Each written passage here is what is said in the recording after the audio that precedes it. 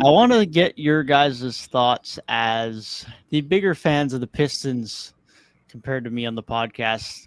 They've been the Detroit. team that take all of the flyers, it seems, over the last 18, 24 months. They took the ultimate flyer at the deadline and got James Wiseman. I'll start with you, Gabe. What was your thoughts on the Detroit Pistons bringing in James Wiseman? Uh, mm, That's a uh, perfect explanation. Perfect uh, explanation, man. yeah, solid. Like, if anybody can turn James Wiseman's career around, it's the Pistons. So, like, sure, if Saddiq Bey is out the door and you're making a move, why not bring in another Pistons classic guy who seems to have lost his way as a high draft pick, close to bust potential, and let's see if we can turn it around. But like also the future of the center position in Detroit looks pretty good already. So it's like, where does he really fit in? So that makes it kind of weird, but it's like, eh. Like I guess It's like, I why feel like there not? was just like Saddiq Bey hasn't taken the jump in production that maybe some wanted him to, and kind of plateaued a little bit after like an impressive first couple years where he kind of came out of nowhere. But like, I don't know. It seemed like the intention kind of seemed like he wasn't meant to be a part of the long term future. So like, I guess if he was going to be out the door anyways, at some point, you took a chance on another guy like this team does. I mean, I give it a C plus deadline for them just because you got something out of like getting off Saddiq Bey, and it's a tried and true method the Pistons have done. But because their center position's already kind of taken up by a couple guys, like I can't really jump it anymore than like C plus. I think it's just barely like, I see what you're doing there. I'm not gonna fault you for it. Yeah, I don't hate it. Detroit does this. They did it with Marvin Bagley last year, and it ended up being solid. Like he played himself into getting I think a 2-year contract, making a decent amount of money. Right. One thing's for sure. When healthy, they have one of the best young big rotations in the league when it comes to Stewart, Duren, Bagley, and Wiseman. If Wiseman can turn his career around, they would have a nice little rotation. That's some fun. But I think Saddiq Bey, it just seemed like his time was running out. It just kind of seemed like that. Like he got moved to the bench this season after having a really good year last year. Moved him to the bench this year. So it's like,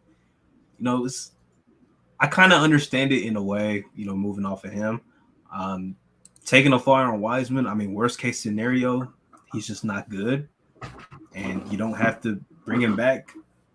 So I think it's one of those just low risk, high reward type of moves. Maybe Wiseman turns into what you thought he could be, and he's just really elite, right? Or maybe he's not, or maybe he's just a solid rotational player. I think it's a futures move. Obviously, it's hard to gauge this team without Cade Cunningham on the court. So, I'm gonna trust the Detroit Pistons, man. I like what they've done in their rebuild, so I'm gonna stick with them, and I think this move will pay off in the long term, one way or another. So I'll give it a B minus, just because this might not be a move that we'll be able to see until down the line. I'm just sitting right in the middle on this move. I'm giving him a C because, like you say, we do have to see how things pan out with James Wiseman. But I struggle to give them anything more because even though Saddiq Bey hasn't been great this year, this just feels like a very small return for Saddiq Bey. And he's been a solid shooter, a decent scorer throughout the first few years of his career. And like you say, it kind of seemed that Detroit weren't interested in paying him. And I can understand why, but this seems like a team that has a lot of bigs. Jalen Duren being the most notable of them, Isaiah Stewart being very productive as well, Marvin Bagley being fine as well off the bench. But they're lacking a lot of wing play.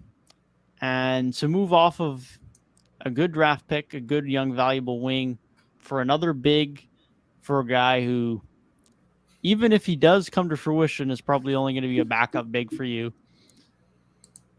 It's a fine move. There's upside there, certainly, but I feel like there could have been either more value or a better fit if they wanted to move off of Saddiq Bey, which did seem to be the case. The fact that the Pistons do seem to be good at bringing in these types of guys and raising their value and getting something out of it, they do get a bit of the benefit of the doubt here, but from a fit standpoint and from a value standpoint, it definitely feels like they might have got the wrong end of the deal on this one. Considering the fact that the Hawks get Bey, the fact that Kevin Knox was also involved in this trade, it feels like the Pistons might have gotten the worst player in the trade. Yeah, but I think, like you said, we kind of give them the benefit of the doubt. I'm thinking they're probably thinking, we can juice up these guys and maybe get that wing that we just lost to Saddiq Bey in the offseason. Like if a team is desperate for a big, we could probably trade one of these young guys. I kind of see the vision, it's a matter of them being able to do it again. So I kind of understand why you're like kind of dead set in the middle because, yeah, clearly James Wiseman is the worst guy in this deal. Like that's not a question at all. He's easily the worst player in this deal.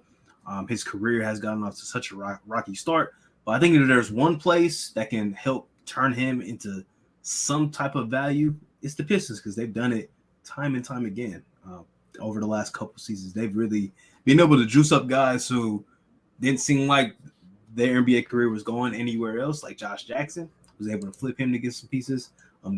Had Trey Lyles, he played really good for them. Kelly Olynyk, a lot of guys. Like there's a long list of guys that have gone into the short Detroit Pistons rebuild and come out a more productive NBA player. If anybody's going to do it, it'll definitely be the Pistons.